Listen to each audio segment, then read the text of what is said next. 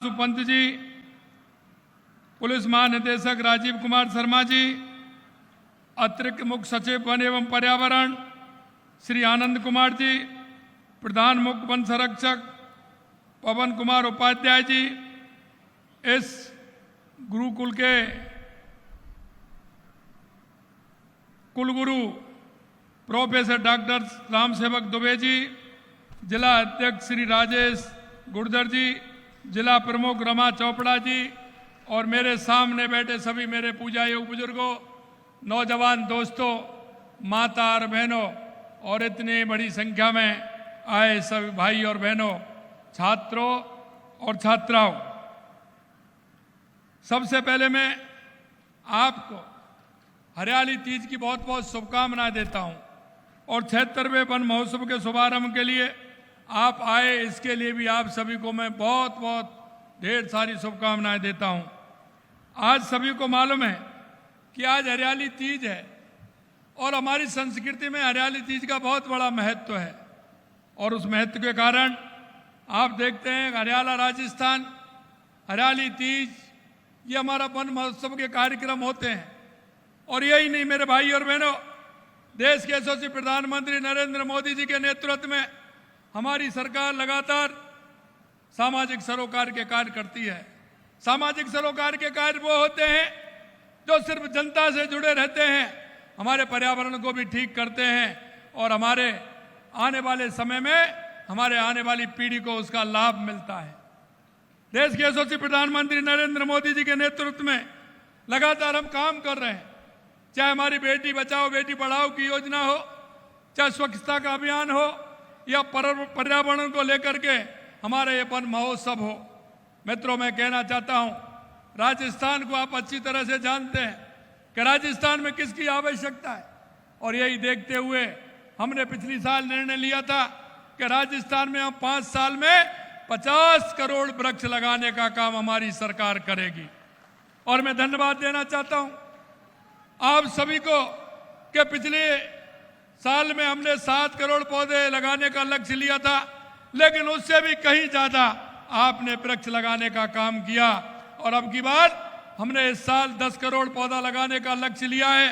लेकिन मुझे पता है कि आज तक लगभग हम काफी संख्या में आगे निकल गए और आज के दिन ही लगभग 2.5 करोड़ पौधे लगाने का संकल्प है हमारा, जो आज हम शाम तक उसका पूरा करेंगे।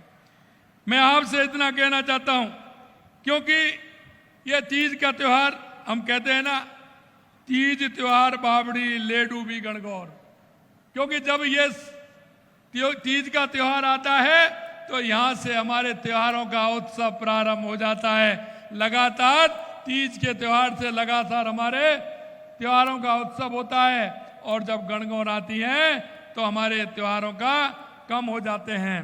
इसलिए मैं आपसे कहना चाहता हूं, यह पर्व माता पार्वती और भगवान शिव को भी समर्पित है। आप देखते हैं सावन का महीना है, भगवान शिव की हम आराधना करते हैं, हम जल चढ़ाते हैं। हमारी माता बहनें पूरे सावन के महीने में व्रत भी रखती हैं, भगवान शिव की आराधना और उपासना से जुड़ा हुआ है। और हम भोलेनाथ के जयकारों से और हम कावड़ लेकर के आते हैं और भोलेनाथ पर चढ़ाते हैं। ये हमारी संस्कृति है और ये हमारा उत्सव का समय होता है और इसी समय पर ये हमारा वन महोत्सव होता है। बाबा भोलेनाथ हमारे प्रदेश पर, देश पर अपनी कृपा बरसाए हुए हैं। आप देख रहे हैं कि पिछली साल भी अच्छी बारिश हुई थी, राजस्थान के हमारे सभी बांध भर गए थे और इस बार भी आप देख रहे हैं, क्योंकि यह जुलाई का महीना है, अभी अगस्त और सितंबर बाकी है, लेकिन जुलाई के महीने में आधे से ज्यादा हमारे बांध भर चुके हैं और आप देख रहे हैं लगातार बारिश हो रही है। इंद्र भगवान की कृपा हो रही है, भोलेनाथ की कृपा हो रही है, बंसी वाले की कृपा हो रही है। आप देख रहे हैं कि बीसलपुर बांध हमारा जुलाई के महीने में पहली बार लगातार दूसरी साल खुला है। ये हमारे लिए शुभ संकेत है। यही नहीं, नवरेरा बांध के अभी गेट खोलने का काम किया। ईसरदा बांध हमारा पूरी तरह से भर गया, जो हमारी ईआरसीपी के प्रोजेक्ट में आता है। इसलिए मैं मेरे भाइयों कहना चाहता हूं, ये सीजन पौधे लगाने का सीजन है। आप सभी से मैं अनुरोध करता हूं, और विशेषकर मैं मेरे उन छात्रों को, आने वाली उस युवा पीढ़ी को भी अनुरोध करना चाहता हूं कि पर्यावरण हमारे स्वास्थ्य के लिए बहुत आवश्यक है। पर्यावरण हमारे प्रदेश के लिए, हमारे देश के लिए बहुत आवश्यक है। हम पर्यावरण को सुधारने का काम करेंगे। मैं देखता हूं कि जब हम गाड़ी लेकर के घर से निकलते हैं तो हम प्रदूषण करते हैं, लेकिन जब हम वृक्ष लगाते हैं तो उसका बहुत बड़ा महत्व है, क्योंकि वृक्ष हमारे लिए ऑक्सीजन देता है, हमारे पर्यावरण को ठीक करने का काम करता है।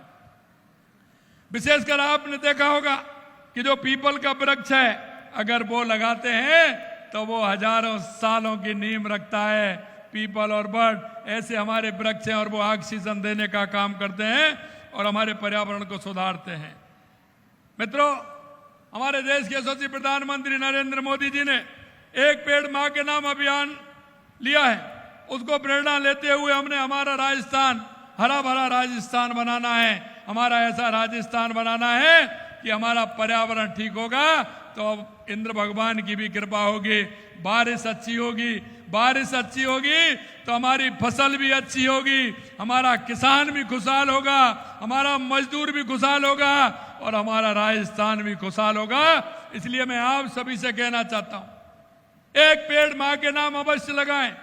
और वो एक पेड़ ही नहीं, जहां आप जाएं वहां मां के नाम से पेड़ लगाएं, क्योंकि हमको जब जाएंगे तो हमारी मां की ममता और हमारी मां की याद आएगी। और मां की उस पेड़ की छाया में जब पशु पक्षी बैठेंगे, जब जन उसका आनंद लेगा, तो आपके मन में भी यह बात आएगी कि मेरी माता के नाम से लगे हुए पौधे पर कितने पशु पक्षी, कितने को उसका फायदा हो रहा है, और पर्यावरण में हम सहायक हो रहे हैं। मित्रों, मैं यही कहना चाहता हूं कि आज हम जो अभियान हमने लिया है 10 करोड़ पौधे लगाने का, निश्चित रूप से उसको हम पूरा करें और हम एक पेड़ मां के नाम अवश्य लगाएं।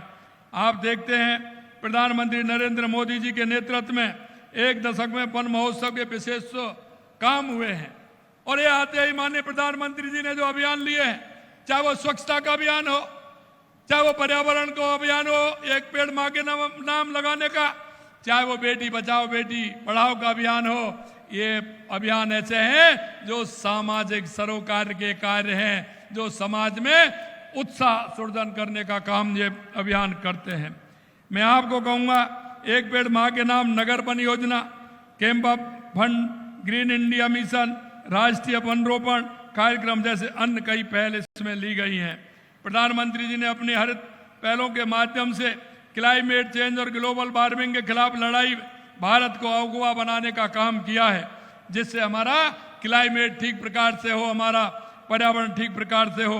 भारत ने फ्रांस के साथ इंटरनेशनल सोलर अलायंस बनाकर एक सूर्य, एक दुनिया, एक ग्रिड, एक परियोजना की शुरुआत की है। बहुत सारे देश आज इस अलायंस के सदस्य बनकर उसमें सहयोग कर रहे हैं। ये देश के यशस्वी प्रधानमंत्री नरेंद्र मोदी जी की बहुत बड़ी पहल है। ये हमारे जीवन शैली, हमारी लाइफ को कितना सुरक्षित बनाता है, आने वाली पीढ़ी को कितना सुरक्षित बनाता है। इसलिए मैंने कहा है कि पर्यावरण के नाम से हमारे आने वाले विद्यार्थियों के चैप्टर में, किताब में पर्यावरण के महत्व को लेकर के कई उसमें ऐसी विषय वस्तु आनी चाहिए जिससे हमारे आने वाली पीढ़ी इस पर्यावरण को देख करके ठीक प्रकार से काम कर सके। मैं आपको इतना कहना चाहता हूं कि चैंपियन ऑफ अर्थ पुरस्कार से भी सम्मानित किया गया है। प्रधानमंत्री जी ने जलवायु परिवर्तन निपटने के लिए पंचामृत की सौगात भी दी है, और मैं आपसे कहना चाहता हूं 2030 तक 500 गीगावाट अक्षय ऊर्जा उत्पादन, ऊर्जा की आंधी जरूरत अक्षय ऊर्जा से पूरा करने का लक्ष्य भी हमने रखा है। मैं अंत में आपसे इतना कहना चाहता हूं, आज हम जगत गुरु रामानुजाचार्य राजस्थान संस्कृत विश्वविद्यालय परिसर में वन महोत्सव का शुभारंभ किया। इस अवसर पर ज्ञान की उपासना का यह केंद्र हमारी समृद्धि और संस्कृति, देव भाषा संस्कृत को समर्पित है। आप जिस स्थान से कर रहे हैं, अगर आप देखेंगे हमारे पुराणों में, हमारे वेदों में हमारे पर्यावरण का कितना महत्व है, और पर्यावरण के महत्व को समझते हुए हमें हमारा यह काम आगे बढ़ाना है। हमेशा वेदों और प्राचीन शास्त्रों के अध्ययन करने वाले भली बात जानते हैं कि हमारी संस्कृति ने हमेशा पर्यावरण की सुरक्षा के लिए काम किया है।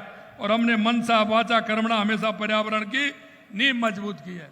अभी आपने देखा अतिथि आए थे तो उनको तुलसी माँ का एक पौधा दे करके उनका सम्मान किया। हम वृक्षों को पूजते हैं, हम पहाड़ों को पूजते हैं, हम प्रकृति को पूजते हैं। उसका कारण है कि प्रकृति हमारा संरक्षण करती है और ये हमारा पर्यावरण हमारा संरक्षण करता है, हमको सांसें देता है। आपने देखा, मैं दो उदाहरण आपके सामने देना चाहता हूं। भगवान राम जब वनगमन हुआ था, श्री राम भगवान सीता माता लक्ष्मण जी गए थे, 14 वर्ष वन में काटे थे, 14 वर्ष वन में काटे थे, कंदमूल फल खा करके सब कुछ हमें ये देते हैं। अगर ये वन नहीं होते हमारे तो क्या होता? यही पांडवों ने 12 साल वन में काटे थे, उनकी भी उपासना थी। इसलिए मैं कहना चाहता हूं कि वनों का हमारे जीवन में बहुत बड़ा महत्व है और इस महत्व के कारण हम सभी को इसकी रक्षा करनी चाहिए और पर्यावरण को हमें ध्यान देना चाहिए। खास तौर पर मैं बताना चाहता हूं, हमारे पुराण में है, वो क्या है? खास तौर पर पीपल का वृक्ष जो हजारों पुत्रों के समान होता है। पीपल के वृक्ष को कहा है कि हजारों पुत्रों के समान होता है। दिन रात ऑक्सीजन देने समेत अनेक गुणों से संपन्न पीपल को देवता का सदन कहा जाता है। और राजस्थान में जल और पर्यावरण संरक्षण ऐसी परंपराएं मिसालें हैं जो दुनिया में कहीं नहीं मिलती। आपने देखा होगा मां अमृता देवी, जिसने अपने आप को पर्यावरण के लिए समर्पित कर दिया, अपनी 3 बेटियों समेत 363 लोगों के साथ वृक्षों को बचाने के लिए अपने प्राणों की आहुति दे दी और प्राणों की आहुति दे करके उन्होंने वृक्षों को बचाने का काम किया। और इसीलिए हम मां अमृता देवी वृक्ष संरक्षण धरोहर को संरक्षित करने के लिए जोधपुर के अंदर खेजड़ली में Amrita Devi indigenous plant museum बनवा रहे हैं, जिससे कि लोगों के मन में यह भाव जागृत हो हमारी माता बहनों का कितना समर्पण है। मां अमृता देवी ने अपने आप को पर्यावरण। न्यूज 18 ऐप अब नए अवतार में। न्यूज 18 ऐप डाउनलोड करें, खबरों से जुड़ें, बदलाव का हिस्सा बनें। अपने शहर, देश और दुनिया की खबरें अब सीधे आपके मोबाइल पर। नीचे दिए गए QR कोड को स्कैन करें और तुरंत डाउनलोड करें न्यूज 18 ऐप।